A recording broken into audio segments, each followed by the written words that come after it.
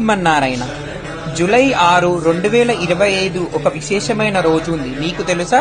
అవునండి, ఆ రోజు తొలి ఏకాదశి అంటారు. ఈ ఏకాదశి శ్రీ మహావిష్ణువునికి ఎంతో ఇష్టమైన తిథి అంట.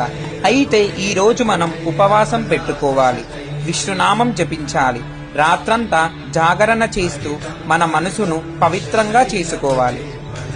మీకు తెలుసా ఏకాదశి కథ ఇంకున్న రహస్యమేంటో? కృతాయుగంలో మురాసురుడు అనే రాక్షసుడు ఉండేవాడు. ఇతడు దేవతలను మునులను హింసించేవాడు. అయితే దేవతలు మరియు మునులు విష్ణుమూర్తికి మొరపెట్టుకోగా విష్ణుమూర్తి వెయ్యేళ్ల పాటు పోరాడి అలసిపోయాడు. ఒకరోజు ఒక గృహలో విశ్రాంతి తీసుకుండగా ఆయన శరీరం నుంచి ఒక ప్రకాశవంతమైన అమ్మవారు పుట్టింది. ఆమె ఆ రాక్షసుని సంహరించింది. ఆ ఆశ్చర్యానికి శ్రీహరి ఆమెకు వరమిచ్చాడు. ఇప్పటి నుంచి నీవే ఏకాదశి తిథి అని. అప్పటి నుంచి భక్తులు ఈ రోజు ఉపవాసంతో పూజిస్తారు. ఎవరైతే ఈ రోజు ఉపవాసంతో ఉంటారో శ్రీ మహావిష్ణువుకి ఎంతో ప్రీతిమైన భక్తులుగా మారుతారు. రోజు మనం భక్తితో గడిపితే పాపాలు తొలగిపోతాయి. విష్ణువి ఆశీస్సులు మన జీవితం శుభంగా మారుతుంది.